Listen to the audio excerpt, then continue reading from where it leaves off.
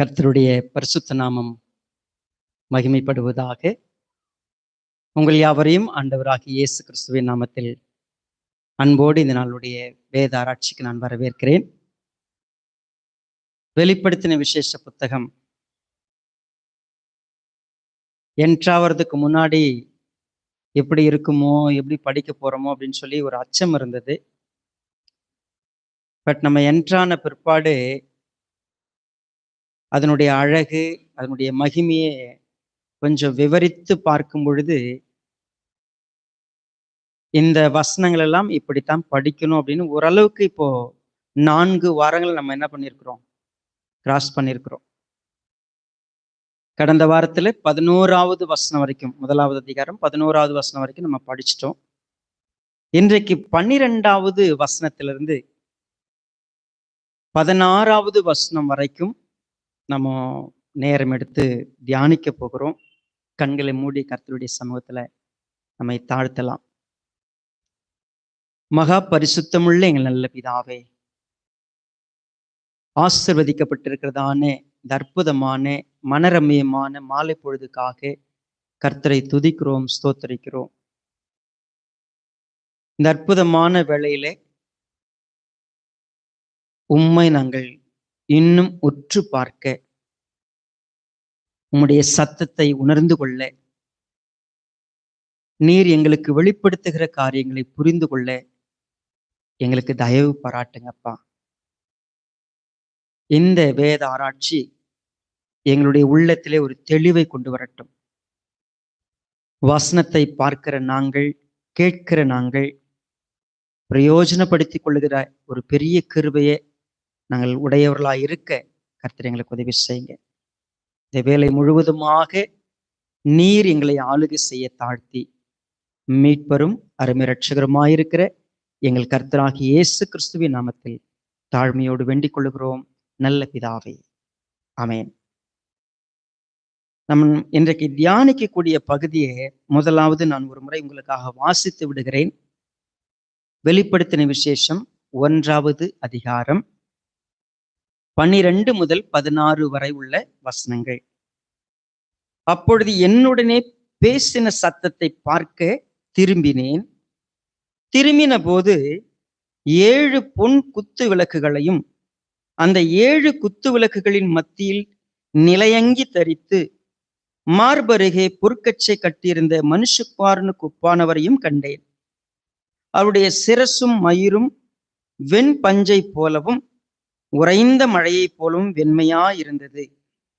அவருடைய கண்கள் அக்கினி ஜுவாலையை போல் இருந்தது. அவருடைய பாதங்கள் உலைக்களத்தில் காய்ந்த பிரகாசமான வெண்கலம் போல் இருந்தது. அவருடைய சத்தம் பெருவெள்ளத்து இரைச்சலை போல் இருந்தது. தமது வலது கரத்திலே 7 நட்சத்திரங்களை ஏந்தி கொண்டிருந்தார்.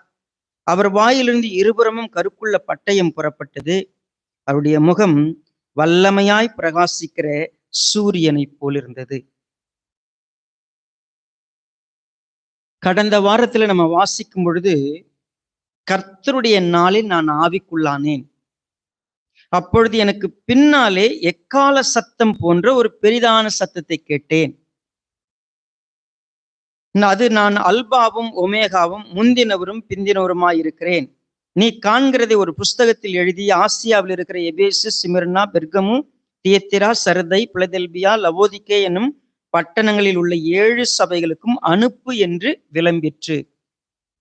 என்னிடத்திலே பேசின அந்த சத்தம் யார் அதை பேசுவதுன்னு பார்ப்பதற்காக நான் திரும்பினேன். நான் திரும்பின பொழுது மனுஷகுமாரனுக்கு ஒப்பான ஒருவரை நான் கண்டேன். மனுஷகுமாரன் அப்படின்னா சன் ஆஃப் மேன். இந்த டைட்டில் தான் இயேசுவானவருக்கு ரொம்ப பிடிச்ச டைட்டில். புதிய ஏற்பாட்டுல 84 முறை மனுஷகுமாரன் அப்படின்னு காஸ்பல்ல குறிப்பிடப்படுகிறது. பழைய ஏற்பாட்டிலையும் தானியேல் 7வது அதிகாரத்துல குறிப்பிடப்படுகிறது. மனுஷகுமாரன் அப்படின்னு சொன்னா, இப்ப நம்ம கனெக்டிவிட்டியா போன வாரம் நம்ம பார்த்தோம், யோவான் யாரு, எப்படிப்பட்ட உறவு யோவானுக்கும் இயேசுவானவருக்கும் இருந்தது, இந்த பூமியில அவர் மனுஷகுமாரனா இருக்கும் பொழுது அவர் மார்பிலை சாய்ந்து நெருக்கமான உறவை உடைய ஒரு மனிதன் யோவான். இயேசுவானவரை அணு அணுவா ரசிச்சு பார்த்தவர். when we are so close to somebody we notice all things. அவங்க மூக்கு எப்படி இருக்குது, அவங்க கண்ணு எப்படி இருக்குது, அவங்க வாய் எப்படி இருக்கு, அவங்க உதடு எப்படி இருக்குது, அவங்க பல்லு எப்படி இருக்குது, எல்லாத்தையும் பார்த்துருப்போம். See, ஒரு இயேசுவானவர் இறந்து சுமார் 60 வருஷம் கழிச்சு பத்மு தீவுல ரொம்ப வயசானவரா யோவான் ஒரு குகையில ஒரு தனிப்பட்ட ரீதியில உட்கார்ந்து இருக்கும் பொழுது ஒரு சத்தம் அவருக்கு கேட்கிறது. அந்த சத்தம் தெளிவாய் நான் அல்பாவும் ஒமேகாவுமாய் இருக்கிறேன் அப்படின்னு விளம்பிய அந்த சத்தத்தை பார்க்கறதுக்கு திரும்புறாரு. அவர் கண்ட காட்சியை அழகா விவரித்திருக்கிறார். ஏற்கனவே அவர் பார்த்த கர்த்தராகிய இயேசு கிறிஸ்துக்கு ஒப்பான ஒருவர் அப்படின்னு சொன்னா வேற ஒருத்தர் இல்லை. நிறைய பேர் என்ன செய்யறாங்கன்னா, மனுஷகுமாரனுக்கு ஒப்பானவர்னா அவரை போல இன்னொருத்தர் அப்படின்ற அர்த்தத்துக்கு போயிடுறாங்க. ஆனா அப்படி இல்லை. மனுஷகுமாரனுக்கு ஒப்பானவரை நான் பார்த்தேன் என்று சொன்னால் அவர்தான். ஆனா ஐ see பிக் டிஃபரன்ஸ். நான் வழக்கமா பழகி நான் யார் கூட இருந்தேனோ அவர் தான் அங்க இருக்கிறத பார்க்கிறேன். பட் அவருடைய உருவத்துல பல வித்தியாசங்களை நான் பார்க்கிறேன். நான் இதுவரைக்கும் பார்த்த இயேசு கிறிஸ்துவுக்கும் இப்பொழுது நான் பார்க்கிற இயேசு கிறிஸ்துவுக்கும் மிகப்பெரிய வித்தியாசங்களை உணர்கிறேன். நான் அவருடைய தரிசனத்தை எக்ஸ்பிளைன் பண்ணியிருக்கிறார். ஸோ அந்த தரிசனத்தை கம்ப்ளீட்டா நம்ம கொஞ்சம் ஸ்டடி பண்ணி பார்த்தா என்னவெல்லாம் இருக்குது. திரும்பினவுடன் அவர் பார்க்கிற முதல் விஷயம் என்ன எக்ஸ்பிளைன் பண்றாரு, 7 பொன் குத்து விளக்குகளை நான் பார்த்தேன். மெனோரா அப்படின்னு சொன்னா நீங்க யாருக்காவது பேர் வச்சு நீங்க பார்த்துருக்கலாம். மெனோரா அப்படின்னு பேர் இருக்கு. ஹீப்ரு லாங்குவேஜ்ல என்னன்னு பார்த்தீங்கன்னா 7 குத்து விளக்குன்னு சொன்னா இப்ப நம்ம ஊர்ல வச்சிருக்காங்களா அந்த குத்து விளக்கு இல்லது. நீங்க குத்து விளக்குன்னு தமிழ்ல போட்டிருக்கிறது நம்ம ஊர்ல மற்ற மார்க்கங்கள்ல வச்சு ஏத்துறாங்க இல்லையா, அப்படி கிடையாது. நடுவாக ஒரு ஸ்டாண்ட், இந்த பக்கம் 3 ஸ்டாண்ட் இருக்கும், இந்த பக்கம் 3 ஸ்டாண்ட் இருக்கும். ஸோ அதுல பாத்தீங்கன்னா இப்ப நம்ம மெழுகுவத்தி பொருத்தி பார்க்குறோம். அந்த காலத்துல மெழுகுவத்தி எல்லாம் கிடையாது. லேம்ப் ஸ்டாண்ட் அப்படின்னா விளக்கு தண்டு. விளக்கு தண்டுன்னு சொல்லும் பொழுது 7 விளக்குகளை ஏற்றும்படியான ஒரு தண்டுகள் போல இருக்கக்கூடிய ஒரு விஷயத்தை தான் பழைய ஏற்பாட்டில் நம்ம பார்க்கலாம். ஆலயத்துல அந்த மெனோரா இருக்கும். அந்த விளக்கு தங்கத்தால் ஆனதா இருக்கும். அந்த விளக்கு எப்பொழுதும் ஏற்றப்படும். அது தொடர்ந்து அந்த பணியை செய்யறதுக்கே ஒரு சில லேவியர்கள் இருப்பாங்க. ஸோ இப்போ யோவான் ஒரு காட்சியை பார்க்கிறார். நான் 7 பொன் குத்து விளக்குகளை நான் பார்க்கிறேன். இந்த பொன் குத்து விளக்கு அப்படின்னு சொன்னா யாரை அது ரெப்ரசன்ட் பண்ணுகிறது? கொஞ்சம் 20வது வசனத்தை பாருங்க. இதே சாப்டர்ல, என் வலது கரத்தில் நீ கண்ட 7 நட்சத்திரங்களின் ரகசியத்தையும் 7 பொன் குத்து விளக்குகளின் ரகசியத்தையும் எழுது. அந்த 7 நட்சத்திரங்களும் 7 சபையின் தூதர்களாம். நீ கண்ட 7 குத்து விளக்குகளும் 7 சபைகளாம். சோ குத்து விளக்கு யாரை ரெப்ரசன்ட் பண்ணுகிறது? சபைகளை, 7 சபையை ரெப்ரசன்ட் பண்ணுகிறது. சோ ஒரு விஷயத்தை நம்ம புரிஞ்சுக்கணும். குத்து விளக்குகளுக்கு நடுவுல யார் இருக்கிறா? நம்ம இங்க பார்த்தோம்னா அந்த 7 குத்து விளக்குகளின் மத்தியில தான் ஒருத்தரை அவர் பார்க்கிறார். நீங்க ஒரு விஷயத்தை புரிஞ்சுக்கணும். கர்த்தராகிய இயேசு கிறிஸ்து பார்ட் ஆஃப் த சர்ச்சஸ். அவர் சபையிலுள்ள முழுமையாக அவர் அதுக்குள்ளாக இருக்கக்கூடிய ஒருவர். சபை என்பது என்னன்னு கேட்டீங்கன்னா, it is not a lamp. சபை என்பது விளக்கு அல்ல. விளக்கு தண்டு, அவ்வளவுதான். விளக்கு என்பது லைட் அப்படிங்கிறது ஒருவேளை நம்ம புரிஞ்சுக்கணும் அப்படின்னு சொன்னா, மத்திய 5 ஆண்டவராகிய இயேசு கிறிஸ்து நமக்கு என்ன சொன்னார் பாருங்க. மத்திய 5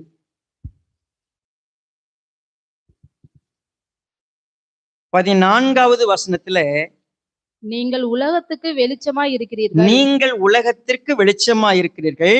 மலையின் மேல் இருக்கிற பட்டணம் மறைந்திருக்க மாட்டாது. விளக்கை கொளுத்தி மரக்காலால் மூடி வைக்காமல் விளக்கு தண்டின் மேல் வைப்பார்கள். அப்பொழுது அது வீட்டிலுள்ள யாவருக்கும் வெளிச்சம் கொடுக்கும். நானே உலகத்தின் ஒளின்னு யார் சொன்னது? ஆண்டவராகிய இயேசு கிறிஸ்து சொன்னார். அப்ப அந்த வெளிச்சத்துக்கு ஸ்டாண்ட் யாருன்னா சர்ச்சு தான். நீங்க தான் அந்த விளக்கு தண்டு. விளக்கு தண்டு அப்படின்னு சொன்னா லேம்ப் ஸ்டாண்ட். அந்த விளக்கு பிரகாசமாய் மற்றவர்களுக்கு தெரிவதற்கு யார் பயன்படணும்? சபை இருக்கணும். 7 பொன் குத்து விளக்குக்கு நடுவுல இருக்கிறார் அப்படின்னு சொன்னா இயேசுவானவர் சபையில் இருக்கிறார். சபை வெளிச்சத்திற்கு தூணாயிருக்க வேண்டும். வெளிச்சத்தை மற்ற எல்லாருக்கும் காண்பிக்கிறதுக்கு தான் சர்ச்சு. அப்ப சர்ச்சினுடைய வேலை என்ன? நாம ஏன் சர்ச்சா இருக்கிறோம் அப்படின்னா, அநேகர் என்ன புரிஞ்சுக்கிறோம், நான் சர்ச்சுக்கு வர்றது எனக்காகத்தான், நான் சமாதானமா இருக்கிறதுக்கு, நான் ஆரோக்கியமா இருக்கிறதுக்கு, நான் நல்லா இருக்கிறதுக்கு, எனக்கு இது கிடைக்கும், எனக்கு சபை மூலமா அது கிடைக்கும். நிறைய நேரத்துல நம்ம புரிஞ்சுக்கிறது என்னன்னா, சபையின் மூலமா எனக்கு என்ன லாபம், சபைக்கு வர்றதுனால எனக்கு என்ன பிரயோஜனம்? ஆக்சுவலா சபையாக நம்ம இணைத்திருக்கிறதுல நாம பயன்பெறுகிறோம் என்கிறது ஒரு பக்கம் இருக்கட்டும். மெயின் பர்பஸ் என்ன? நாம் கிறிஸ்துவனுடைய மகிமையை இந்த உலகத்துக்கு காட்டுறதுக்கு தான் நம்ம இருக்கிறோம். அவரை இந்த உலகத்துக்கு வெளிச்சத்தை மற்ற முன்னாடி காட்டுறதுக்கு தான் நம்ம வைத்திருக்கிறார். சபை என்பது அவருடைய மகிமையை வெளி உலகத்துக்கு காட்ட, மற்றவர்கள் அதை பார்க்கிறதுக்கு தான் நம்ம இருக்கிறோம். அப்ப 7 பொன் குத்து விளக்குன்னு சொல்லும் பொழுது நல்லா கவனிக்கணும். ஏன் குத்து விளக்கு சாதாரணமா சொல்லாம பொன் குத்து விளக்குன்னு சொல்லப்படுகிறது? See, it has a value. தேவனுடைய பார்வையில சபை விலையேற பெற்றது. தேவன் இயேசுவானவர் அதை எப்படி, சபை எப்படி பார்க்கிறாருன்னா மதிப்புக்குரியதா பார்க்கிறார். ஏன்னா அதை எப்படி சம்பாரிச்சாரு? தன்னுடைய ரத்தத்தை கொடுத்து சம்பாரிச்சிருக்கிறாரு. விலை மதிப்பற்ற ஒரு பொருளை கொண்டு, அதாவது தன்னுடைய ஜீவனை கொண்டு, தன்னுடைய ரத்தத்தை கொண்டு சம்பாதிச்சிருக்கிற சபை உங்களுக்கும் எனக்கு வேணா ஒரு சாதாரண விஷயமா தெரியலாம். He has a value for church. சபை உங்களையும் என்னையும் அவர் மதிப்புக்குரியவர்களா பார்க்கிறாரு. வேல்யூ அப்படின்னு சொல்றது, ஒருவேளை நம்ம இந்த வீட்டுல எவ்வளோ பொருள் இருக்குது பாருங்க. இந்த ஒருவேளை சபைக்குள்ள இருக்கிற விஷயங்கள நிறைய விஷயங்கள் வச்சிருக்கிறோம். ஆனா ஒருவேளை இங்க 1 கிலோ தங்கம் கட்டி நம்ம வச்சிருக்கிறோம்னா மற்ற பொருளை போடுற மாதிரி நம்ம என்ன பண்ண மாட்டோம், வைக்க மாட்டோம். நம்ம வைத்திருக்கக்கூடிய தங்கம் ரொம்ப பாதுகாப்பா அதுக்கு ஒரு மதிப்பு கொடுத்து வைப்போம்.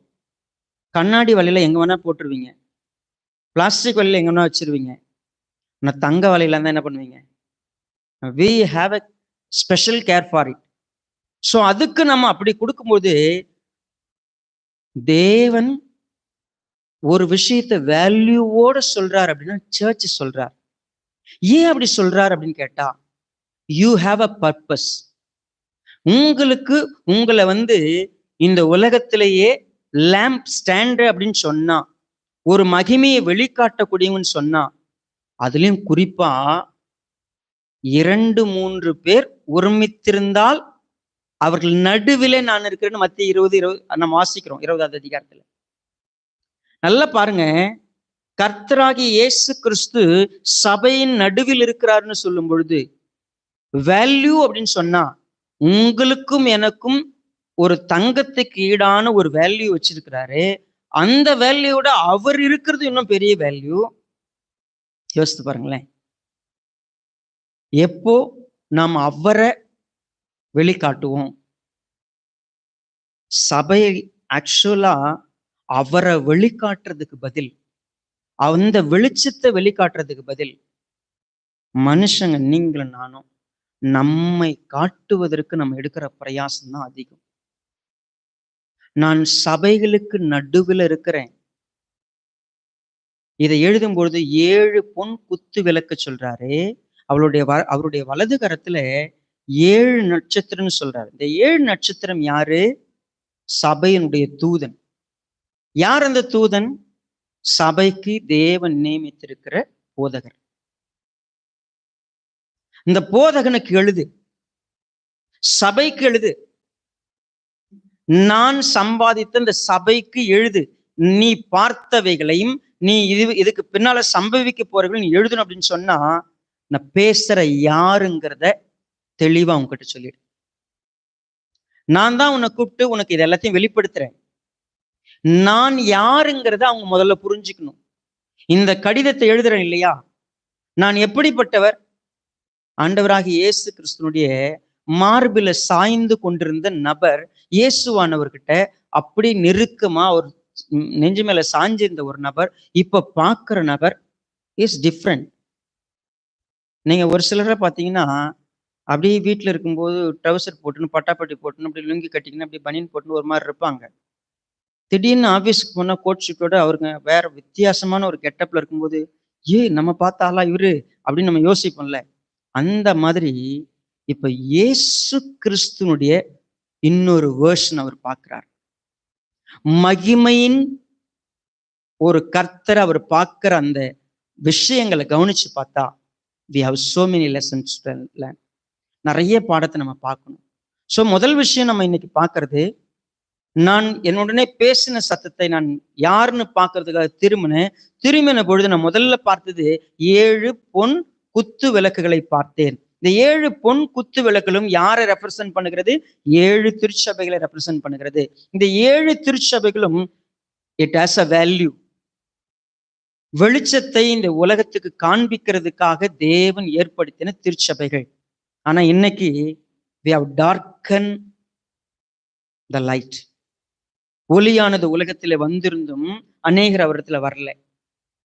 ஒளியானது இந்த உலகத்துல பிரகாசிப்பதற்காக அவர் ஏற்படுத்தின விளக்கு தண்டு எங்க இருக்குதுன்னா மரக்காலை போட்டு மூடி வைத்திருக்கிறது. எல்லாருக்கும் பிரகாசமா வெளிச்சம் தெரியும்னா இன்னைக்கு மரக்கால் போட்டு மூடி வச்சிருக்கிற அளவுக்கு விளக்கு தண்டு எங்க வச்சிட்டோம்? லேம்ப் ஸ்டாண்ட் எங்க இருக்குது? கீழே இருக்குது. லேம்ப் ஸ்டாண்ட் ரொம்ப கரைப்படைஞ்சு போயிருக்கு. லேம்ப் ஸ்டாண்ட் சுத்தமா இல்லை. அவருடைய அழகான வெளிச்சம் வெளியே தெரியறதுக்கு காரணமா இல்லை.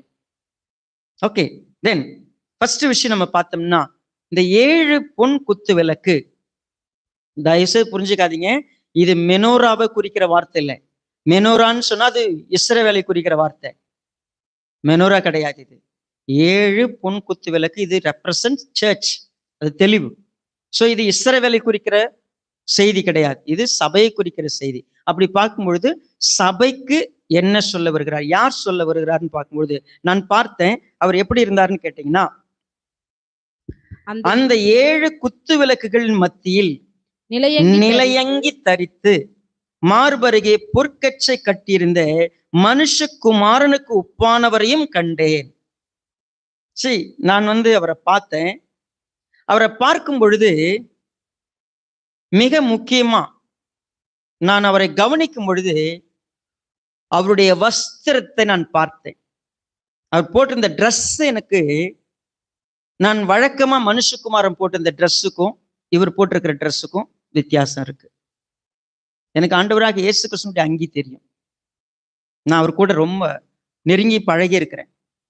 ஆனா இப்ப நான் பார்க்கிற இயேசுவானவர் நீண்ட அங்கி தரித்திருக்கிறார்னு சொன்னா he came as a servant. இந்த பூமிக்கு வரும்போது அவர் யாரா வந்தாரு? அடிமையின் ரூபம் எடுத்து மனுஷ சாயலானார். ஒரு அடிமையினுடைய ட்ரெஸ் நீண்ட அங்கி கிடையாது.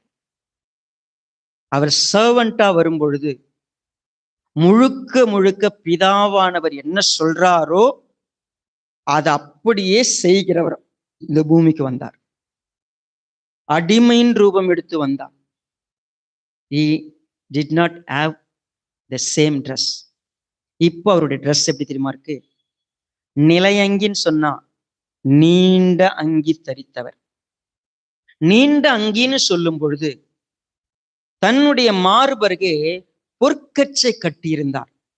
இந்த ட்ரெஸ் ஆக்சுவலா இட் ரெப்ரசன்ட் சம்படி எல்ஸ். இது நார்மலான ஒரு நபர் போடக்கூடிய ட்ரெஸ் இல்லை. இந்த ட்ரெஸ் ஒரு சிக்னிஃபிகன்ஸ் இருக்கு, ஒரு வித்தியாசம் இருக்கு. அது என்ன? ஒருவேளை என் கூட நீங்க புரிஞ்சுக்கணும் அப்படின்னு சொன்னா யாத்திரையாகமம் 29வது அதிகாரம் 29வது வசனத்தை வாசிங்க. யாத்திரையாகமம் 29:29. ஆரோனின் பரிசுத்த வஸ்திரங்கள் அவனுக்கு பின் அவனுடைய குமாரரை சேரும். அவர்கள் அவைகளை உடுத்தி கொண்டு அபிஷேகம் பண்ணப்பட்டு பிரதிஷ்டையாக்கப்படுவார்கள். லேவியராகமம் 8வது அதிகாரம் 7வது வசனம்.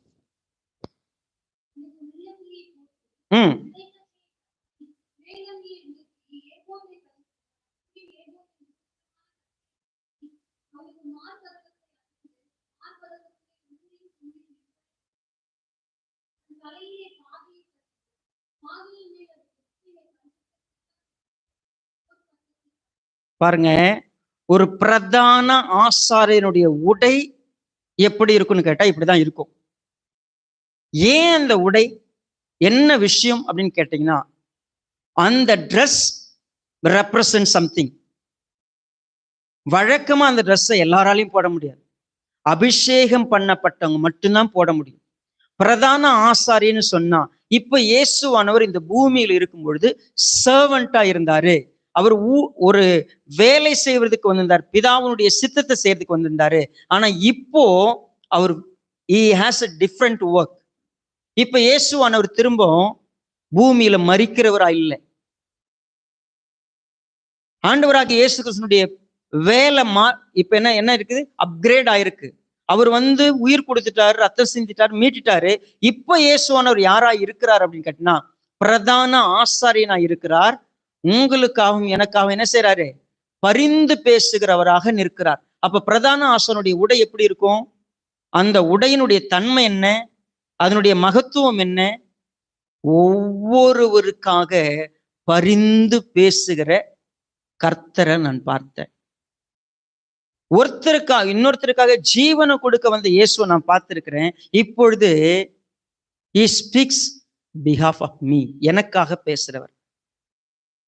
எனக்காக யார் பேசுவா? நல்லா சிந்திச்சு பாருங்க. திறப்பிலே நின்று மக்களுக்காக பேசுறதுக்கு ஒருவேளை நல்லா புரிஞ்சுக்கிட்டு பார்த்தா, இயேசுவானவர் யாருன்னு புரிஞ்சுக்கிட்டா, நீங்களும் நானும் இயேசுவானவர் பரிந்து பேசுகிறவரா இல்லைன்னு சொன்னா இன்னைக்கு நெங்கினாலும் இல்லை. நம்முடைய ஒவ்வொரு அக்கிரமத்தையும் பொறுத்து, நம்முடைய பாவங்களை சகித்து, உங்களுக்காகவும் எனக்காகவும் திறப்புல நின்று பரிந்து பேசுகிற ஒருவரை யோவான் பார்க்கிறார். அவர் இப்பொழுது பிரதான ஆசாரியர்னு சொன்னா, ஒருவேளை எபிரேயர் 4வது அதிகாரம் பாருங்க, 14வது வசனம் பாருங்க.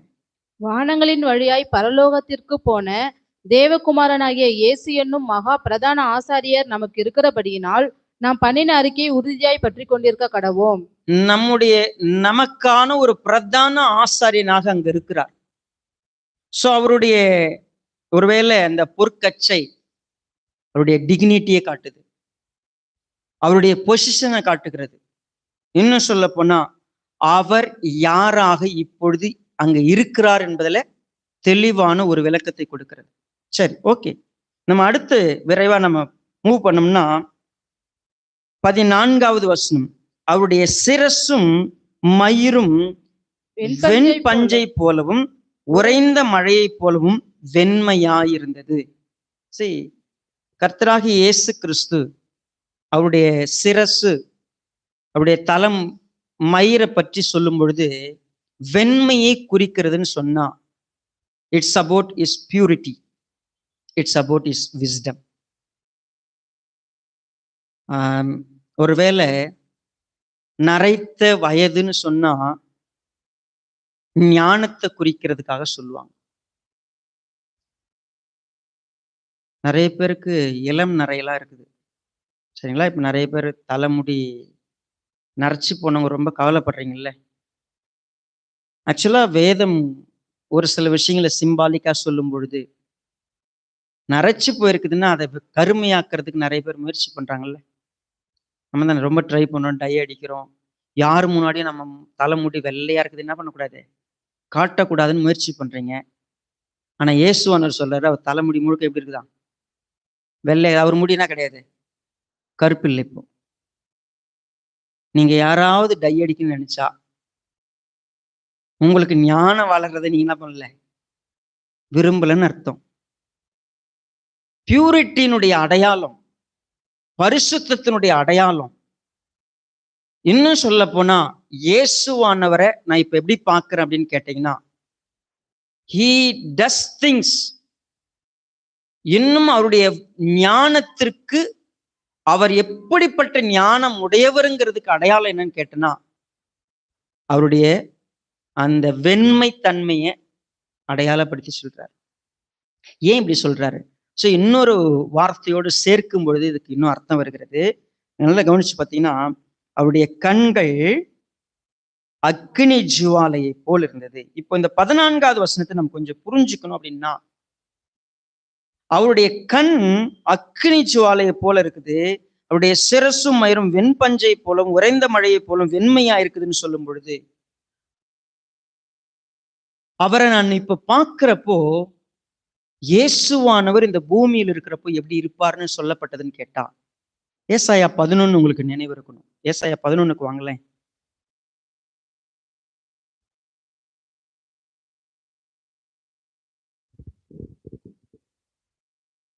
இரண்டாவது வசனத்தை பாருங்க. ஞானத்தையும் உணர்வையும் அருளும் ஆவியும், ஆலோசனையும் பலனை அருளும் ஆவியும், அறிவையும் கர்த்தருக்கு பயப்படுகிற பயத்தையும் அருளும் ஆவியும் ஆகிய கர்த்தருடைய ஆவியானவர் அவர் மேல் தங்கி இருப்பார். இப்ப நல்லா கவனிச்சு பாருங்க. கர்த்தருக்கு பயப்படுதல் அவருக்கு உகந்த வாசனையாயிருக்கும். அவர் தமது கண் கண்டபடி நியாயம் தீர்க்காமலும், தமது காது கேட்டபடி தீர்ப்பு செய்யாமலும், நீதியின்படி ஏழைகளை நியாயம் விசாரித்து யதார்த்தத்தின்படி பூமியில் உள்ள சிறுமையானவர்களுக்கு தீர்ப்பு செய்து, பூமியை தமது வாக்கின் கோலால் அடித்து தமது வாயின் சுவாசத்தால் துன்மார்க்கரை. இதுதான் அவர் குறித்து சொல்லப்பட்ட விஷயம். இன்னைக்கு ஒரு விஷயம் படிச்சேன்ல, ஆக்சுவலா விழித்திரையில பாக்குறத வச்சு என்ன பண்ணக்கூடாது, முத்திரை குத்திரக்கூடாதுன்னா, நம்ம பார்க்கிற பார்வைக்கு என்ன தெரியும்?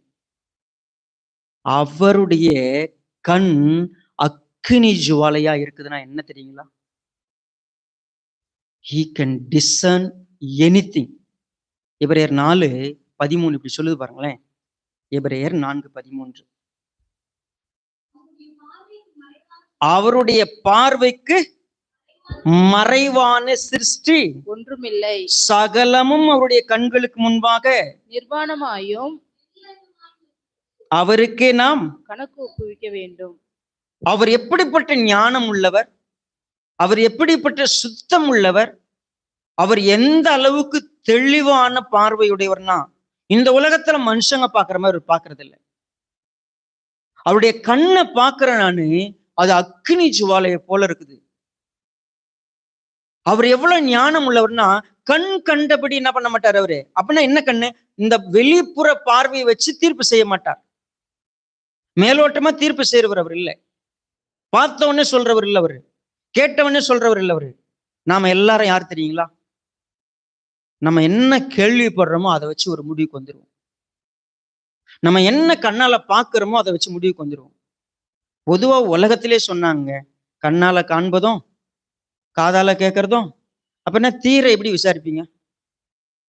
அதுக்கும் எவிடன்ஸ் எங்க தான் வரணும்? கண்ணு காதுக்கு தான். அதை விட்டு வேற ஒண்ணும் இல்லை. ஆனா நல்லா புரிஞ்சுக்கங்க, சகலமும் அவருக்கு முன்பாக நிர்வாணமும் வெளியரங்கமுமாயிருக்கிறது. அவர் பார்க்கிற பார்வை இருக்குதே, எல்லாத்தையும் ஊடுருவி பாயும். எல்லாம் ஒண்ணு விடாத அவரால் பார்த்துட முடியும். உங்க இருதயத்தின் ஆழத்துல உங்களுக்கே தெரியாம மறைஞ்சிருக்கிறத கூட அவர் பார்ப்பார். நமக்கு தெரியாத மறைஞ்சிருக்குதுங்க நம்ம இருதயத்துல. நமக்கு தெரியாது நம்ம கிட்ட இருக்குதுன்னு கூட. எனக்கா பொறாம அப்படின்னு நம்ம நினைப்போம். நம்முடைய அசஸ்மெண்ட் வேற, நம்முடைய பார்வை வேற. நான் இயேசுவானவரை நான் பார்த்தேங்க. அவர் கண் அக்கினி ஜுவாலைய போறீங்க. ஏன்னா ரொம்ப நேசிக்கிறவங்க அதிகமா நம்ம எதை பார்ப்போம்? கண்ணை தான் பார்ப்போம். கண்ணை பார்க்கறதுக்கு நான் இயேசுவானவர் கிட்ட 3 வருஷமா அவர் உத்து உத்து பார்த்துக்கிட்டு இருந்தேன். இப்ப அவர் கண்ணு அக்கினி ஜுவாலைய போல இருக்குது. அவருடைய தலைமயிரை பார்த்தேன், அது வெண்மையா இருக்கு. அவருடைய சிரசு அவ்வளவு ஒயிட்டுங்க. நான் அவருடைய சிரசை இங்க இருக்கும்போது பார்த்திருக்கிறேனே. உண்மையாவே நான் அவரை கிட்ட இருந்து பார்த்திருக்கிறேன். அவர் எவ்வளவு கரிசனையோட எப்படி இருந்தார். இப்போ there is a difference. அவருடைய பார்வைக்கு மறைவா எதுவும் இருக்காது அப்படிங்கிறத ஏன் நான் புரிஞ்சுக்கணும்? இயேசுவானவர் நான் புது பெர்ஸ்பெக்டிவ்ல பார்க்கிறேன்றதுக்கு வேற அர்த்தம் இருக்கிறது. இந்த பூமிக்கு அவர் வந்தப்ப அவருடைய கண் இருந்ததற்கும் இப்ப நான் பார்க்கறதுக்கும் வித்தியாசம் இருக்கு. பூமியில அவருடைய தலைமுடி கருப்பா இருந்துச்சு. இப்ப அவரை நான் பார்க்கிறேன், அவர் வெண்மையா இருக்குது. 33 வயசுல அவருடைய முடி என்ன வந்திருக்காது, வெள்ளை கிடையாது. இப்போ அவருடைய தலைமுடி வெள்ளையா இருக்குது. அவருடைய கண் அக்கினி ஜுவாலைய போல இருக்கு. அவருடைய பார்வைக்கு மறைவானது ஒன்னும் கிடையாது. நான் இப்ப அவரை உத்து பார்க்கிறேன். சரி, ஆண்டவராக இயேசு கிறிஸ்துவ நான் பழகின ஒருத்தர் ஒரு மறுரூப மலையில் நான் அவரை பார்த்திருக்கிறேங்க. மத்தேயு 17 பாருங்களேன், முதல் 2 வசனம் பாருங்க. மத்தேயு 17.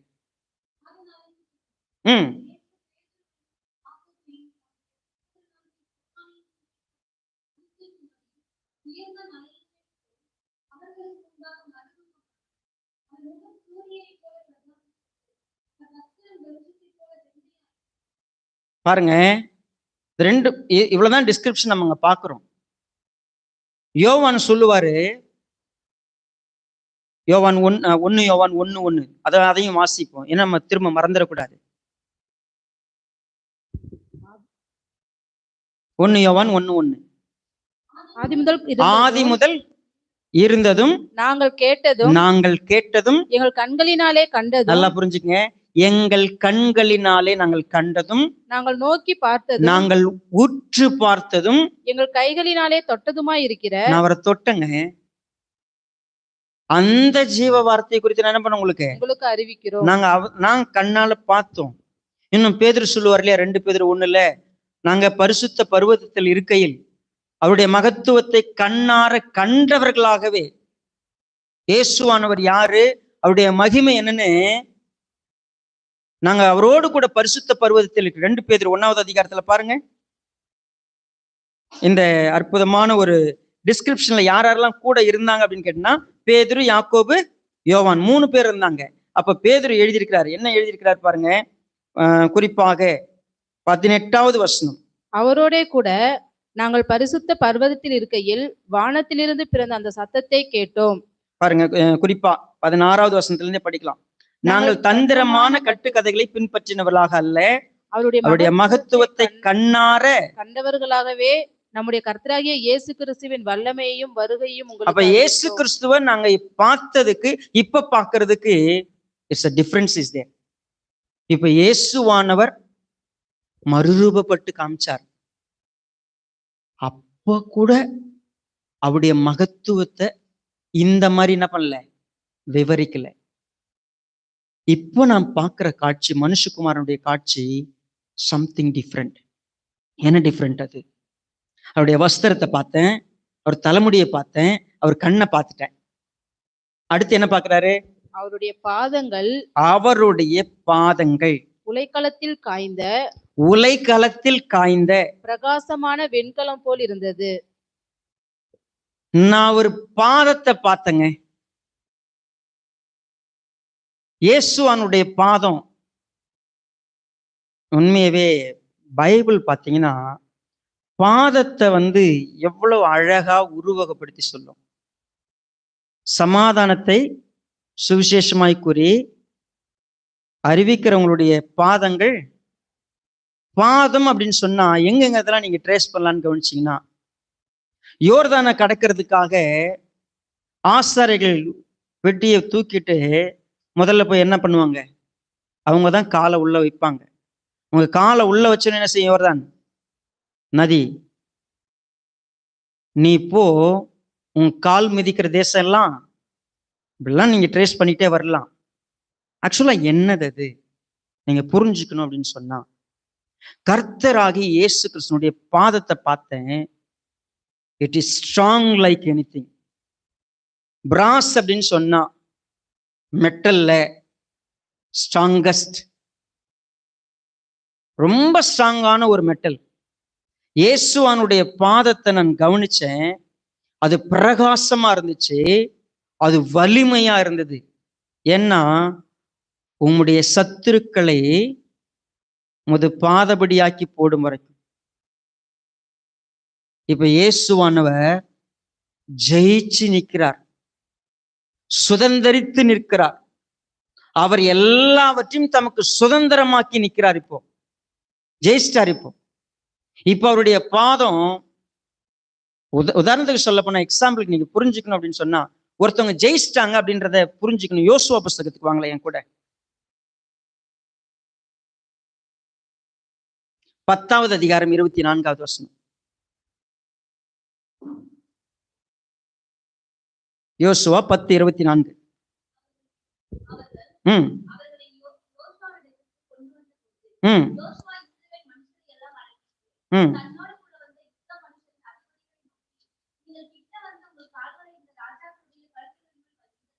பாருங்க, ஜெயிச்சவங்க தோத்தவங்க மேல என்ன வைப்பாங்க? காலை தூக்கி வைப்பாங்க. என்னத்துக்கு அடையாளம்? நான் சுதந்திரிச்சுக்கிட்டேன். கர்த்தராகிய இயேசு கிறிஸ்து அவருடைய தலைமுடி, அவருடைய கண், அவருடைய வஸ்திரம், அவருடைய பாதம் இப்ப நான் பார்க்கிறேன். சுதந்திரிக்கிறவராய் இருக்கிறார். He has authority to conquer anything. He is a conqueror. அவர் பார்த்தீங்கன்னா ஜெயம் கொள்ளுகிறவர், ஜெயிச்சவர். நமக்கு என்ன மெசேஜ்ல இருந்து கொடுக்கிறார்? நான் எல்லாத்தையும் ஜெயிச்சிட்டேன்,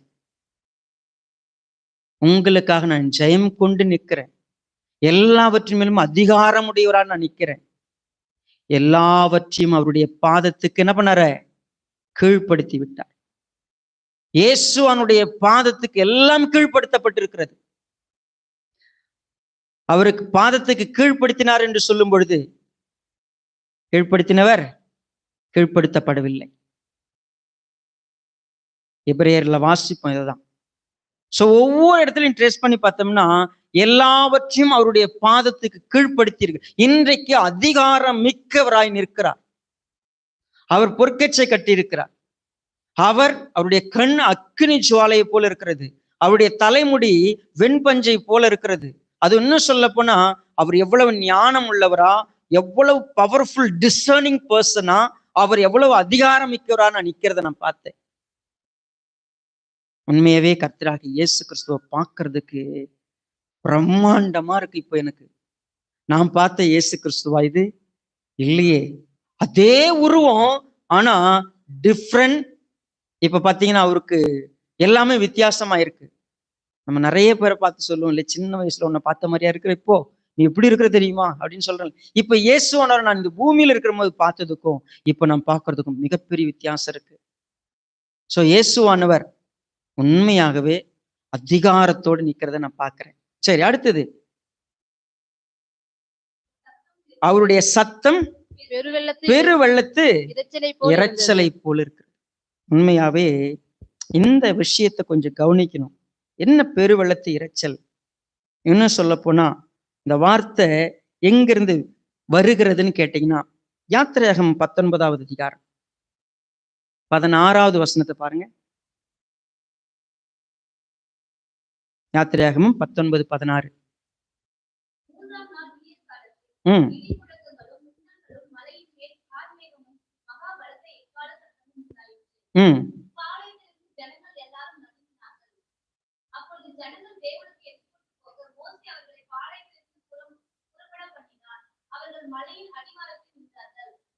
வாசிக்கலாம் தொடர்ந்து.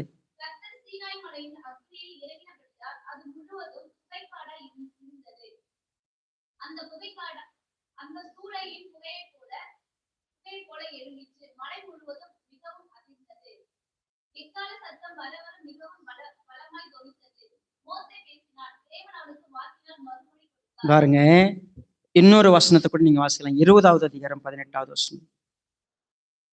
ஜனங்கள் எல்லாரும் இடிமுழக்கங்களையும் மின்னல்களையும் எக்கால சத்தத்தையும் மழை பொய்கிறதையும் கண்டார்கள். பாருங்க, திரும்ப திரும்ப நீங்க பாத்தீங்கன்னா தேவன் பேசும் பொழுது அது மிகப்பெரிய சத்தமா இருக்கும். அது இரைச்சலை போல இருக்கும், எக்கால சத்தம் போல இருக்கும். நான் உண்மையும் உங்களுக்கு சொல்லியிருக்கிறேன். இப்போ ஒருவேளை வெள்ளிக்கிழமை நீங்க பைபிள் ஸ்டடி பார்த்தீங்கன்னா அவர் மெல்லிய சத்தத்துல கூட என்ன செஞ்சிருக்கிறாரு, பேசியிருக்கிறார். பட் இஸ் வாய்ஸ் அது எந்த அளவுக்கு தெளிவாயிருக்கும். இப்ப பெருவெள்ளத்தை இரைச்சல் அப்படின்னு சொன்னா ஏதோ மைல்டா கேட்க முடியாத சத்தம் போல இல்லது. அது பலத்த சத்தம், தெளிவான சத்தம், கிளாரிட்டியா இருக்கும், அவ்வளவு எஃபெக்டோட இருக்கும். இப்ப இயேசுவானவர் பேசும்பொழுது பூமியில அவர் பேசியிருக்கிறார். மலை பிரசங்களை எங்க போனாலும் அவர் பேசியிருக்கிறார். இயேசுவானவர் முன்னாடி பேசுனதுக்கும் இப்போ நான் அவர் பேசுறதை கேட்கறதுக்கும் எனக்கு பெரிய வித்தியாசம் இருக்கு. முன்ன அவர் இந்த பூமியில இருக்கும்போது பேசினாருங்க. ஏன்னா பூமியில் இருக்கும்போது பேசும்பொழுது வேதம் எனக்கு சொல்லுது, இஸ்ரவேல் மக்கள் ஒரு சத்தத்தை கேட்டாங்க இல்லையா? எபிரேயர் புஸ்தகத்தை என் கூட வாங்கல.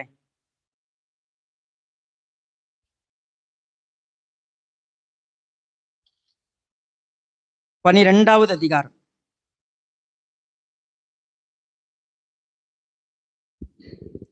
19வது வசனம் பாருங்க.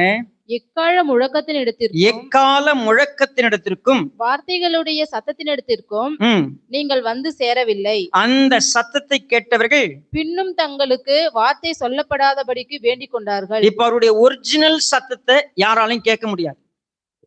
இப்ப நீங்க எங்க வந்து சேர்ந்தீங்க?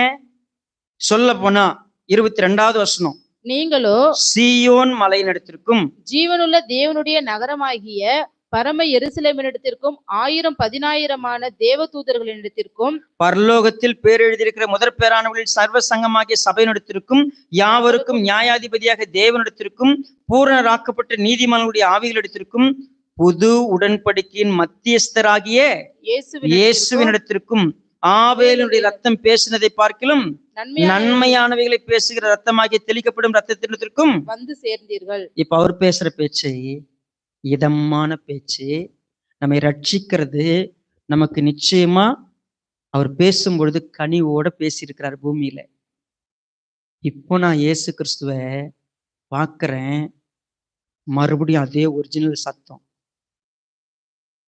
பூமிக்கு இறங்கி வந்தா நீங்க சபைக்கு வந்து சேருவ வரைக்கும், சபைக்குள்ள வருகிற வரைக்கும் அவர் கனிவோட பேசுகிறார். இப்பொழுது அவர் நியாயாதிபதி, அவர் ராஜா, அவர் அதிகாரமிக்கவர்.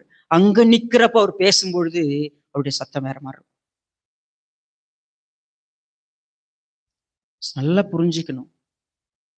நீங்க உங்க லைஃப்லயே கூட கவனிக்கலாம். ஒரு ஹெட்மாஸ்டரா இருக்கிறவங்க, டீச்சரா இருக்கிறவங்க ஸ்கூல்ல பேசுறதுக்கும் வீட்டுல பேசுறதுக்கும் வித்தியாசம் இருக்கு. நான் ரொம்ப காலத்துக்கு முன்னாடி இதை யோசித்து பார்த்தேன். சன் நியூஸ்ல ஒரு அம்மா நியூஸ் வாசிப்பாங்க, கேட்டிருக்கீங்களா? வணக்கம் அப்படின்னு, சரிங்களா? அவங்க நியூஸ் வாசிக்கிற ஸ்டைல் எப்படி இருக்கும், வீட்டுல போய் அவங்க வீட்டுக்கார்ட்ட எப்படி பேசியிருக்குன்னு நான் கற்பனை பண்ணி பார்ப்பேன். காலைல எழுந்துச்சுன்னா குட் மார்னிங் அப்படின்னு ஏதாவது சொல்லி, அவங்க உங்களுக்கு காஃபி வேணுமா அப்படின்னு கேட்டாங்கன்னா எப்படி இருக்கும்? வித்தியாசமா இருக்குல்ல? ஸோ அவங்களுடைய பணியில அவங்க பேசக்கூடிய துணி வேற. ஒரு கமாண்டன்ட் வந்து மிலிட்ரி கமாண்டன்ட் மாதிரி வீட்டுல வந்து காஃபி குடுன்னு வந்து மிலிட்ரி கமாண்டன்ட் மாதிரி கமாண்ட் பண்ணாருன்னா எப்படி இருக்கும்? அப்படி நடக்காது. அவர் என்னை அவரிடத்துல சேர்ப்பு அந்த இடத்துக்கு கொண்டு வர்றதற்கு அவருடைய சத்தம் மெல்லிய சத்தமா இருக்கிறது என்னிடத்துல. ஆனா அவர் நான் திரும்பி ஒரு நாள் பார்ப்பேங்க, அவர் ராஜாவா இருக்கிறாரு, அதிகாரம் மிக்கவரா இருக்கிறார், ஞானத்தோட எல்லாத்தையும் டிசைன் பண்றவரா இருக்கிறாரு. அவருடைய கண் எப்படி இருக்குது, அவருடைய ஒருவேளை அவருடைய உருவத்தை நான் பார்க்கிறேன், நீண்ட அங்கி தெரித்தவர். அவர் பார்த்தீங்கன்னா அவருடைய ஃபுல்னஸ்ல இருக்கிறார். இப்போ அவருடைய பாதம் அப்படி இருக்கு. நான் அவரை உத்து பார்க்கிறேன். அவருடைய சத்தம் பெருவெள்ளத்து இரைச்சலை போல இருக்கு. நம்மளோட இயேசுவானவர் பேசுனது கேட்டிருக்கிறேன்ல, அவருடைய சத்தத்தை நான் கேட்டிருக்கிறேன். இப்போ அவருடைய சத்தம் யாரா என்கிட்ட பேசுறதுன்னு திரும்பி பார்த்தா, நான் பார்த்த இயேசு கிறிஸ்துனுடைய உருவம் தான் அங்க இருக்குது. ஆனா எல்லாம் மாறி இருக்கு, ஒன்னொன்னா மாறி இருக்கு. அவருடைய தலைமுடி மாறிடுச்சு, அவருடைய கண்ணு மாறிடுச்சு, அவருடைய சத்தம் மாறிடுச்சு, அவர் போட்டுக்கிற ட்ரெஸ் மாறி இருக்குது. என்ன இது? நான் அவரை உத்து பார்க்கிறேன். ஃபர்தரா என்ன பார்த்தாரு பாருங்க. தமது வலது கரத்திலே 7 நட்சத்திரங்களை ஏந்தி கொண்டிருந்தார். தமது வலது கரத்திலே 7 நட்சத்திரங்களை ஏந்தி கொண்டிருந்தார். சரி, அவருடைய வலது கரத்திலே 7 நட்சத்திரங்களை ஏந்தி கொண்டிருக்கிறார். அவருடைய வலது கரம், அந்த வலது கரத்துல 7 நட்சத்திரம். இந்த 7 நட்சத்திரம் யாருன்னு சொல்லிட்டோம்? அவங்கதான் தூதர்கள். அவங்கதான் ஒரு சபைக்காக நியமிக்கப்பட்டிருக்கிற தூதன், எ மெசஞ்சர், ஏஞ்சல் அப்படின்னு சொல்ற வார்த்தை யாருக்கு பொருந்தும் இந்த இடத்துல அப்படின்னு கேட்டீங்கன்னா, சபையினுடைய தூதன்னா சபைக்காக தேவன் நியமித்திருக்கிற அவருடைய தாசன். நல்லா புரிஞ்சுங்க, ஒரு சர்ச்சோட பாஸ்டர் தேவன் நியமித்த பாஸ்டர்னா we take it, நம்ம ரொம்ப சிம்பிளா எடுத்துக்கிறோம். he is a messenger of God.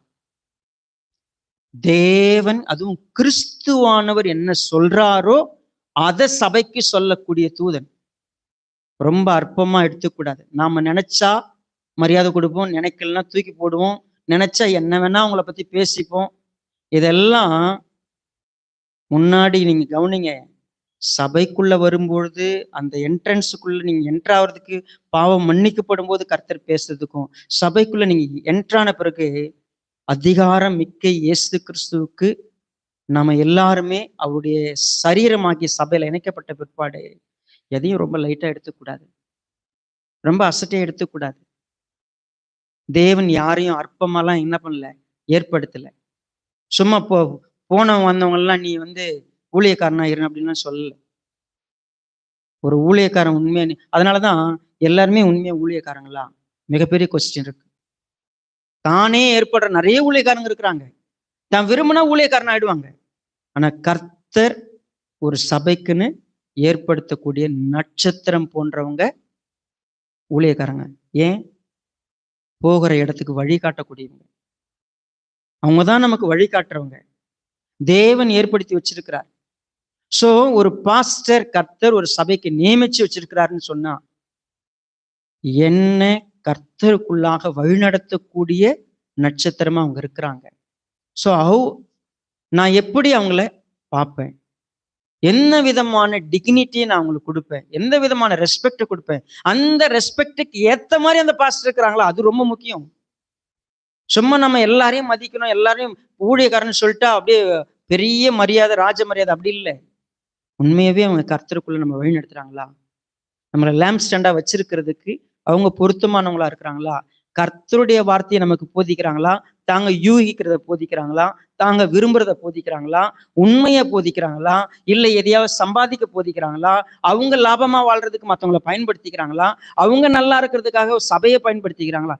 இத்தனை கொஸ்டின் போட்டு பார்த்தோம்னா கிறிஸ்துவை நமக்கு வெளிப்படுத்துவதற்கு ஒரு ஊழியக்காரங்க இருக்கிறாங்க. கிறிஸ்துவானவர் சபைகிட்ட பேசுற விஷயங்களை நமக்கு சொல்லித்தர விரும்புறாங்க. They are the stars. அவங்க தான் அந்த மெசஞ்சர். ஸோ அவங்க யார் கையில் இருக்கிறாங்க? இயேசுவானவர் கையில் இருக்கிறாங்க. எந்த கையில் இருக்கிறாங்க? வலது கரம்னா என்ன அர்த்தம்? Authority. They have the authority. உண்மையாவே ரொம்ப நல்லா, ரொம்ப கவனமா பார்க்கணும். சரி, தொடர்ந்து வாசிப்போம். அவர் வாயிலிருந்து இருபுறமும் கருக்குள்ள பட்டயம் புறப்பட்டது. பாருங்க, அவர் வாயிலிருந்து இருபுறமும் கருக்குள்ள பட்டயம். நல்லா உங்களுக்கு பழக்கமான ஒரு வார்த்தை இது. ரோமன் சோல்ஜர்ஸ் எதை வச்சிருப்பாங்கன்னு கேட்டீங்கன்னா, பட்டயம் வச்சிருந்தாங்கன்னா 2 எட்ஜும் என்னவா இருக்கும்? ஷார்ப்பா இருக்கும். நாம இப்போ வீட்டில் வச்சிருக்கிற கத்தி கொடுவா என்ன சொன்னீங்கனாலும் அது எந்த பக்கம், ஒரே பக்கம் தான் வச்சிருப்பீங்க. ஒரு பக்கம் தான் ஷார்ப் பண்ணுவோம், 2 பக்கம் ஷார்ப் பண்ண மாட்டோம். ஸோ 2 எட்ஜும் ஷார்ப்பா இருக்கிற ஒரு பட்டயம், அவர் வாயிலிருந்து இருபுறமும் கருக்குள்ள பட்டயம் புறப்பட்டது. எது அது என்ன நமக்கு நல்லா தெரியும். எபிரேயர் 4:12 என்ன சொல்லுது? ஜீவனும்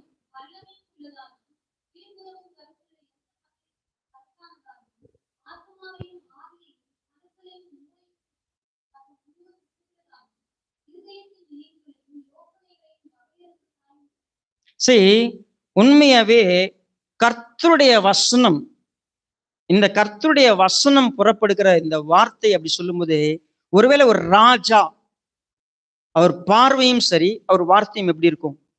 சிம்பிளா சொல்றேன், ஒரு எக்ஸாம்பிளுக்கு சொல்றேன். ஒரு ராஜா பார்க்கிற பார்வை, அவங்க பேசுற வார்த்தை. நீங்க சாதாரண ஒரு மனிதனை பேசுறதுக்கும் ஒரு ராஜா பேசுறதுக்கும் பார்க்கறதுக்குமான வித்தியாசம். எக்ஸாம்பிள், நீங்க நீதிமொழிகள் புத்தகத்துல 20:8 வாசிக்கலாமே.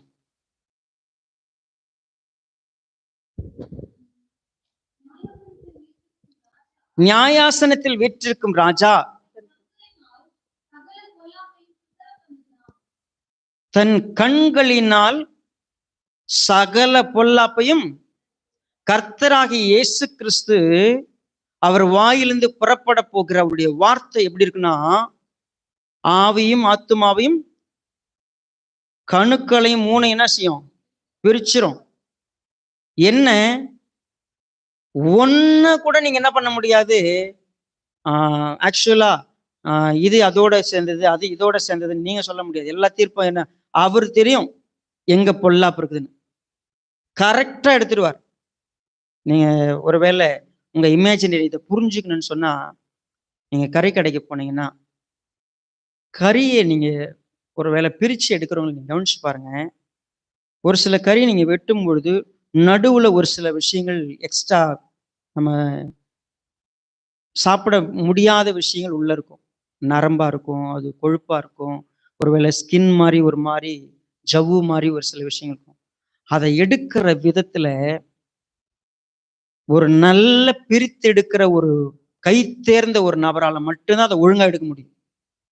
அதுக்கு அவங்க வச்சிருக்கிற ஷார்ப்பான கத்தி நீங்க கவனிச்சீங்கன்னா, அந்த வேலையை செய்யறவன் தான். நீ கறி வெட்டுறது யார் வேணா வெட்டிடலாம், ஆனா அதை பிரிச்செடுக்கிற வேலைக்கு பார்த்தீங்களா, அவ்வளவு நேர்த்தியா ரொம்ப ரேர் பீப்புள் தே டு.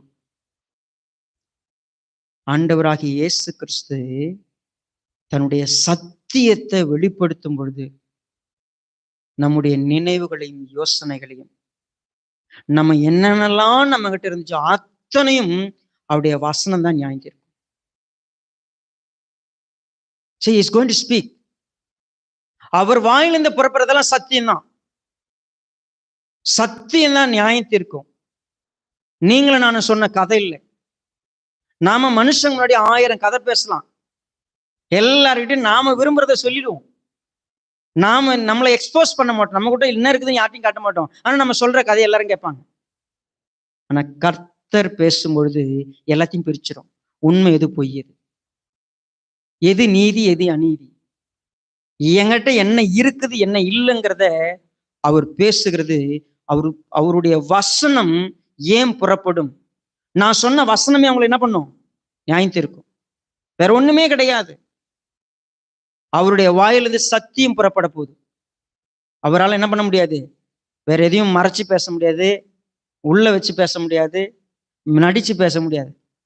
அவர் பேசுற இருபுறமும் ஷார்ப்பான அவருடைய தேவ வசனம், ஆவியின் பட்டயம் அது. சோ அந்த பட்டயம் வசனம்தான். மறுபடியும் சொல்றேன், நீங்க கதை கேட்கும்போது வேணா எப்படி வேணா கேட்டுருங்க. கதை கேட்கும்போது ரொம்ப ஜாலியா கேட்போம். ஆனா வசனம் கேட்கும்போது நமக்கு கொஞ்சம் புரியாத மாதிரி தோணும். வசனத்தை ரொம்ப கவனமா கேளுங்க. ஏன்னா அது மட்டும்தான் யார் பேசுறது? உங்களுக்கு புரிய வைக்கிறதுக்கு அவர் வச்சிருக்கிற ஒருவேளை தூதன் உங்களுக்கு வழி நடத்துறதுக்கு ஏதாவது ஒரு ஸ்டோரியை சொல்லி உங்களை கவனிக்க வைக்கிறதுக்கு முயற்சி பண்ணலாம். ஆனா அந்த ஸ்டோரி முக்கியம் இல்லை, அவங்க எதை உங்ககிட்ட கொண்டு வந்து சேர்க்க விரும்புனாங்களோ அதுதான் ரொம்ப முக்கியம். நிறைய பேர் மெசேஜ் எல்லாம் முடிஞ்ச பிறகு அந்த அம்மாவுக்கு என்ன ஆச்சு அப்படின்னு வந்து கேட்பாங்க. நம்ம சொன்ன கதையை நம்ம இன்னைக்கு சொன்ன மெசேஜ் எல்லாம் விட்டுருவாங்க. ஆமா, அந்த அம்மா திரும்ப வந்துருச்சா? எது அவங்களுக்கு தேவை? என்னது? கதை. ஆனா சத்தியம் என் இருதயத்தை பிரிச்சு காட்டும், என் உணர்வை பிரிச்சு காட்டும், என் அந்தரங்கத்தை பிரிச்சு காட்டும், நான் மறைச்சதை பிரிச்சு காட்டும். அவர் வாயிலிருந்து இருபுறமும் கருக்குள்ள பட்டயம் புறப்பட்டது. இயேசுவானவர் எங்க போனாலும் வசனத்தை என்ன பண்ணாராம்? பிரசங்கித்தார். இருக்கும்போது எல்லார்கிட்டையும் அவர் பேசினதை யோவான் கேட்டிருக்கிறாரு. ஆனா இப்போ இயேசுவானவர் வாயிலிருந்து என்ன புறப்படுது? இருபுறமும் கருக்குள்ள பட்டயம் அப்படின்னு சொல்லும் பொழுது இட் ஹாஸ் ஸ்பெஷல்.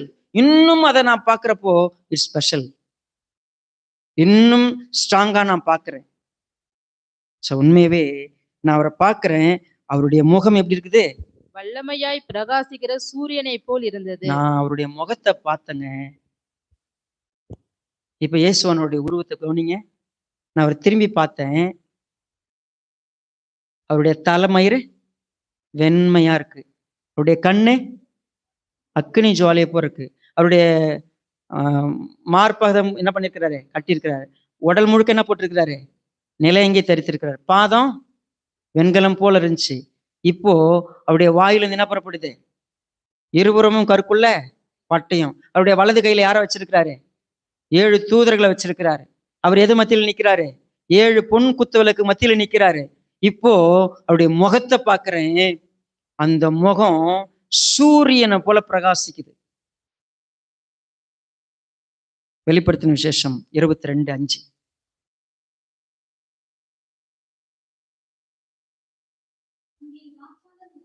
அங்கே இராக்காலம் இராது.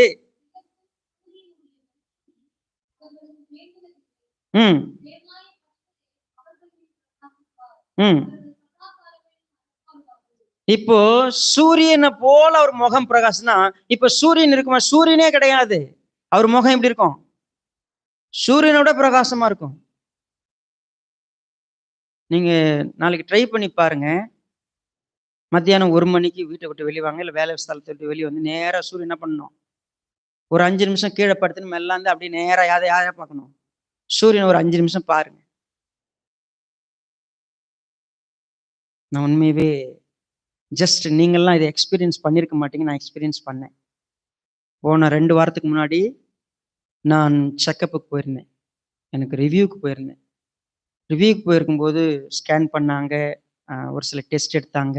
என் கண்ணு எப்படிப்பட்ட பவர் இருக்கு அப்படின்னு சொல்லி எல்லாத்தையும் செக் பண்ணிட்டாங்க. எல்லாம் முடிச்சிட்டாங்க. But doctor had some doubt. ஏதோ ஒரு டவுட் இருந்துச்சு அவருக்கு. ஸோ அவங்க என்ன பண்ணாங்க? You have to go through one more ப்ரொசீஜர்னு சொல்லிட்டு என்னை கொண்டு போய் ஒரு மிஷினில் உட்கார வச்சுட்டு என் கண்ணில் அதிகப்படியான ஒரு வெளிச்சத்தை என் கண்ணுக்கு அடிச்சாங்க. என்னால கண்ணை திறக்க முடியல. ஒரு கண்ணு உள்ள ஒரு விரலை விட்டு நோன்னா எப்படி இருக்கும்? அப்படிப்பட்ட ஒரு வலி 2 கண்ணுலையும். Just 30 second you have to bear it அப்படின்னு சொல்லி பேர் பண்ண வச்சாங்க. சரி பார்த்துட்டேன். ரைட் முடிச்சுட்டு ஹாஸ்பிட்டல் உள்ள வெளியே வந்த என் கண்ணை திறந்து எதையுமே பார்க்க முடியல. எதையும் பார்க்க முடியல. என்னால கண்ணு கூச்சம்னாலும் கூச்சம். கண்ணை மூடிக்கிட்டே ஒரு 1/2 கிலோமீட்டர் நடந்துட்டு வந்தேன். என்னால திறக்க முடியல. வீட்டுக்கு வந்து ஒரு 2 மணி நேரம் தூங்கி எந்திரிச்ச பிறகுதான் நார்மலுக்கு வந்துச்சு என் கண். இந்த பிரகாசம் இருக்கே, நான் இதை எப்படி பார்க்கிறேன் அப்படின்னா, இந்த பூமியில நம்ம இப்ப பார்க்கறதெல்லாம் அவருடைய கண்கள் திறக்கப்பட்டதுன்னு ஒண்ணு நம்ம வாசிக்கிறோம் தெரியுமா? ஆதியாகமத்துல எப்போ திறக்கப்பட்டுச்சு நமக்கு?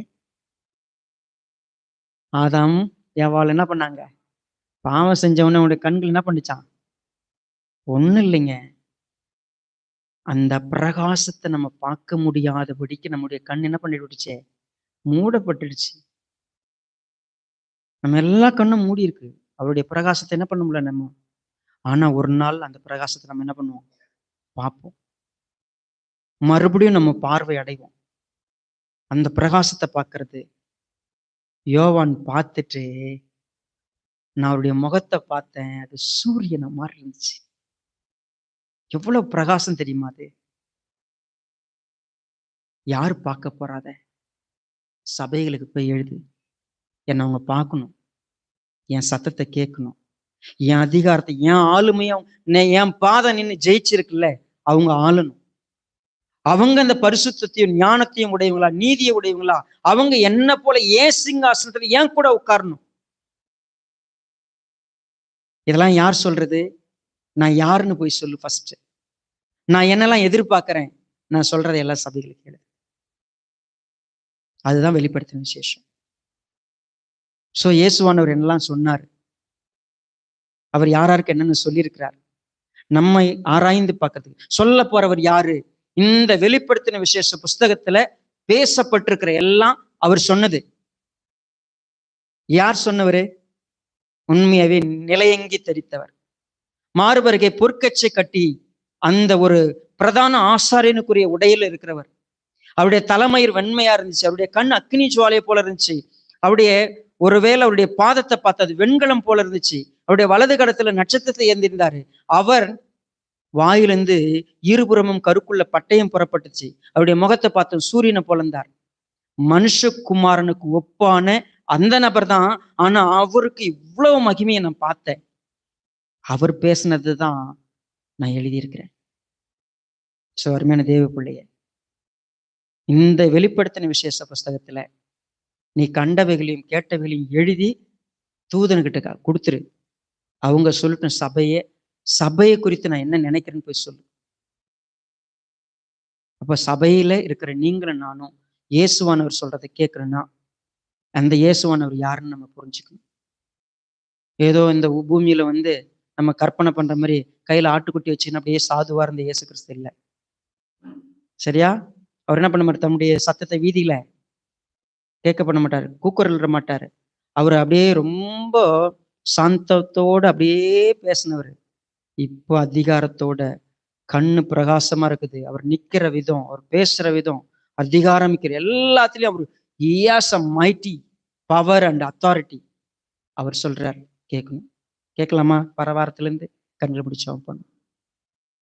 நல்ல கர்த்தாவே, இரக்கமுள்ளப்பா, இந்த அற்புதமான நேரத்துக்காய் ஸ்தோத்திரம். நேரம் எடுத்து படித்துக் கொள்வதற்கு எங்களுக்கு வாய்ப்பு கொடுக்குறீங்க. இந்த வசனங்களை ஆசீர்வதித்திற்காய் நன்றி.